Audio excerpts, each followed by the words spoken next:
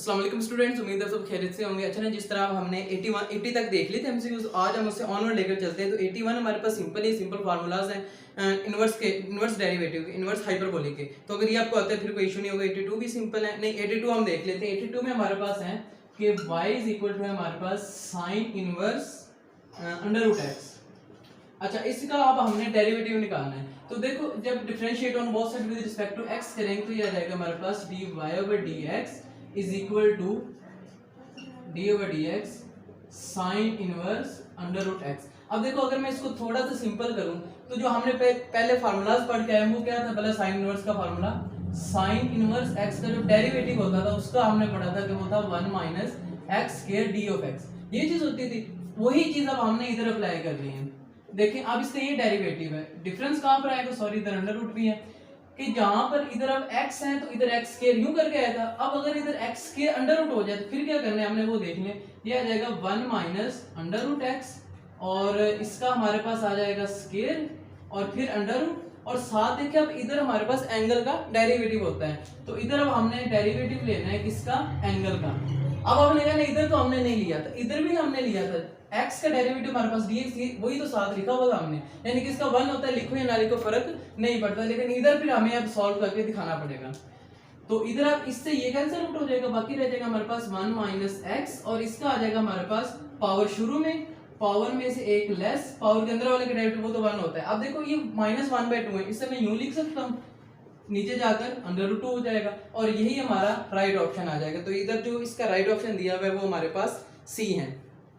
83 भी सिंपल है, 84 भी सिंपल है, 85 जो है वो भी सिंपल है, वो आप लोग खुद कर सकते हैं, मुझे आप लोगों की काबिलियत पे कोई शक नहीं। 86 भी सिंपल है। अब हम देख लेते हैं 87 में वो कहता है, इसमें वो कहता है कि हमारे पास y इज इक्वल टू है नेचुरल लॉग ऑफ, ये भी सिंपल है। देखिए, नेचुरल लॉग के साथ जो भी चीज आ जाए, हम इसका डेरिवेटिव कैसे लेते थे? लेट्स सपोज हमारे पास ये है तो इसका हम डेरिवेटिव लेते हैं कि 1/x हो जाएगा, यानी कि नेचुरल लॉग के साथ जो भी चीज है वो 1 में चली जाएगी और साथ इसी का डेरिवेटिव, तो इसका डेरिवेटिव 1 हो जाएगा। इसी तरह हमने इधर करना है कि ये आ जाएगा हमारे पास 1/f(x) और साथ इसी का डेरिवेटिव लेंगे तो वो लो ये हमारे पास आ गया और इसका जो राइट ऑप्शन है वो बी बन जाएगा। इसी तरह 88 देख लें आप। 88 में वो ये कहता है हमारे पास कि dx है हमारे पास नेचुरल लॉग ऑफ x, ये है। अब देखिए, इसका जब हमने डेरिवेटिव लेना है तो हमने क्या पढ़ा कि जो भी नेचुरल लॉग के साथ चीज होती है 1/x में चली जाती है, 1 फॉर्म के फॉर्म यानी कि ओवर के फॉर्म में चली जाती है। तो इसी तरह ये सारी जो फॉर्म है ये ओवर की फॉर्म में चली जाएगी, तो ये हमारे पास आ जाएगा 1 नेचुरल लॉग ऑफ x। साथ में इसी जो ये ओवर में जाती है चीज, इसी के साथ डेरिवेटिव होता है। तो अब इसका साथ हमने डेरिवेटिव लेना है। जब इसका साथ डेरिवेटिव लेंगे तो ये देखें कि अब हमने नेचुरल लॉग ऑफ x का डेरिवेटिव वो क्या होता है 1/x, तो ये आ गया हमारे पास 1/x। तो ये इसका हमारे पास राइट ऑप्शन आ जाएगा। तो इसका जो राइट ऑप्शन इधर दिया है वो है हमारे पास सी इसका राइट ऑप्शन है। अच्छा, ये भी हो गया। उसके बाद आ जाता है हमारे पास 89 में वो ये कहता है कि हमने डेरिवेटिव निकालना है d/dx a की पावर x। अब देखिए, एक चीज है कि इधर पावर रूल यूज नहीं होना। पावर रूल यूज किधर होता है? जब हमारे पास वेरिएबल, यानी कि अगर यूं होता ना x की पावर a, फिर हमने पावर रूल यूज करना था, मींस टू से वेरिएबल की पावर कांस्टेंट। लेकिन जब भी कांस्टेंट की पावर वेरिएबल हो जाए, जब भी इस तरह कोई क्वेश्चन आ जाए, तब हमने क्या करना होता है, जब फिर इसका डेरिवेटिव लेने का ये मेथड होता है कि हमने यूं करना होता है कि a की power x as it is, जिस तरह अब हम इसका लेते हैं डेरिवेटिव, सेम उसी तरह अब हमने इसका लेना है। एक दफा इस तरह, उसके बाद नीचे वाले का नेचुरल लॉग और ऊपर वाले का डेरिवेटिव, इसी तरह करते थे ना। तो ये तो 1 आ जाएगा, ये लिखने की जरूरत नहीं है, लेकिन ये हमारा यहाँ तक आंसर आ जाएगा। तो इसका जो राइट ऑप्शन है वो हमारे पास 89 आ जाएगा।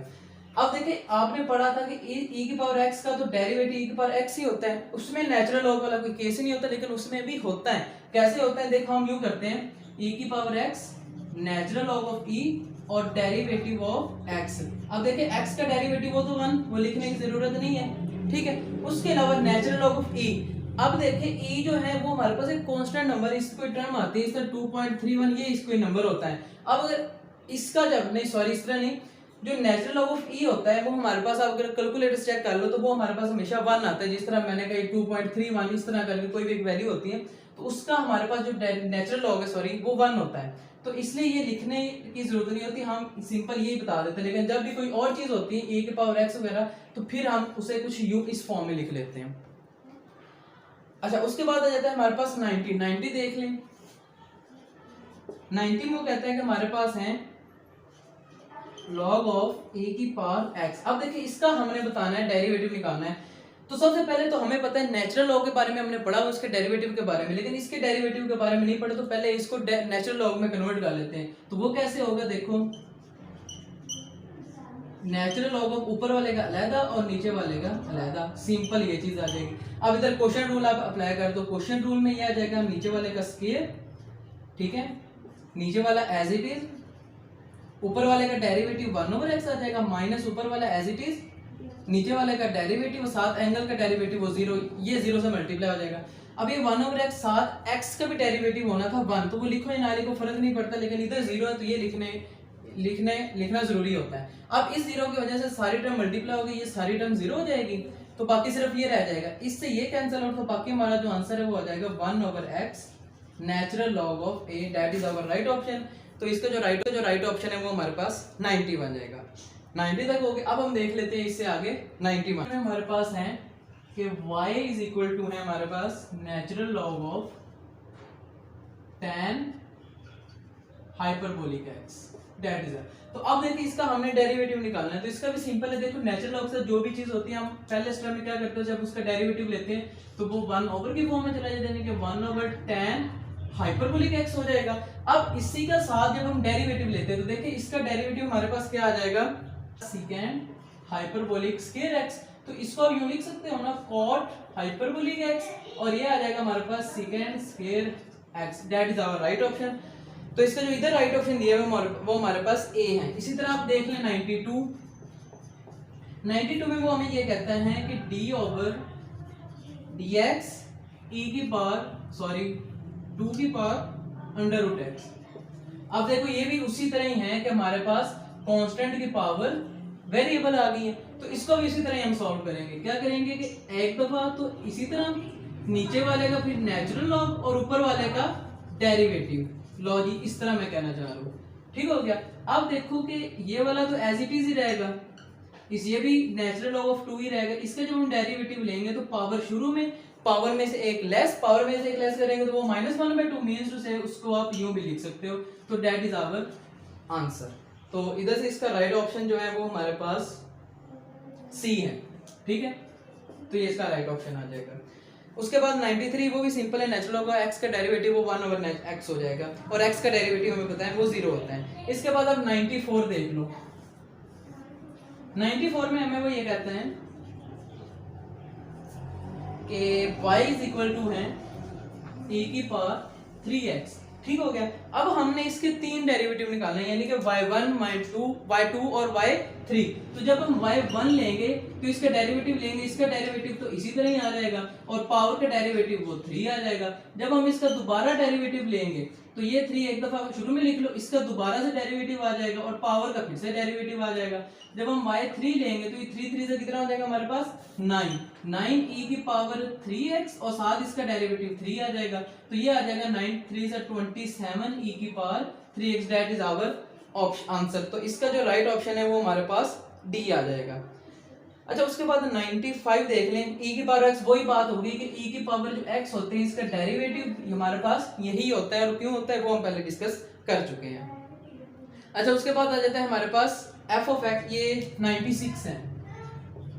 96 में हमें वो ये कहता है कि हमारे पास f of x is equal to है हमारे पास natural log of x plus 1, ये तो सिंपल ही हो गई, 1/x प्लस 1 हो जाएगा, साथ इसी का डेरिवेटिव वो हमारे पास 1 है, तो ये हमारे पास 1/x प्लस 1 है, इसका आंसर आ जाएगा। अच्छा, उसके बाद आ जाता है हमारे पास 97 में वो हमें कहता है कि ये बड़ा इंपॉर्टेंट क्वेश्चन है, ये देख लें आप कि d/dx e की power natural log of x square, ठीक हो गया। अब हमने इसका डेरिवेटिव लेना है, तो पहली बात, पहले तो आप इसे यूं ही लिख लो, ठीक हो गया। फिर नीचे वाले का नेचुरल लॉग ऑफ e, उसके बाद ऊपर वाले का डेरिवेटिव। जब आप ऊपर वाले का डेरिवेटिव लोगे तो वो कुछ इस फॉर्म का आ जाएगा। अब देखो ये तो एज इट इज ही, और नेचुरल लॉग ऑफ ई हमें पता है वो 1 होता है। अब इसका जब डेरिवेटिव लेंगे तो पावर, ये देखो इसका नेचुरल लॉग के साथ जो भी होता है वो 1 की फॉर्म में चला जाता है, यानी कि इस तरह, ठीक है। और साथ में इसी का डेरिवेटिव तो वो आ जाएगा हमारे पास 2x, इससे ये कैंसिल आउट हो जाएगा, बाकी जो चीजें बची गई वो हमारा आंसर आ जाएगा। तो इसका जो राइट ऑप्शन है वो हमारे पास सी आ जाएगा। उसके बाद 98 देख लें कि 98 में वो कहता है कि e की पावर sin x, इसका हमने डेरिवेटिव लेना है। ये भी सिंपल है, इसका डेरिवेटिव क्या आ जाएगा, e की power sin x as it is, नीचे वाले का नेचुरल लॉग और ऊपर वाले का डेरिवेटिव sin थीटा का cos x होता है, तो ये 1 हो जाएगा। तो ये जो बाकी रह गई ये हमारा आंसर आ जाएगा। तो इसका जो राइट ऑप्शन है वो हमारे पास ए आ जाएगा। अच्छा, उसके बाद आ जाता है हमारे पास 99। ये भी सिंपल है कि natural log of sin x। अब देखो इसका डेरिवेटिव लेंगे तो 1/sin x हो जाएगा, और sin x का डेरिवेटिव cos x, तो that is our right answer. तो लेकिन इसको उन्होंने क्या, cos और sin हमें पता है क्या होता है, cot x, तो ये उन्होंने आंसर ऑप्शन दिया हुआ है। इसके बाद 100 वाला देख लें। 100 वाले में कहते हैं कि e की पावर f of x,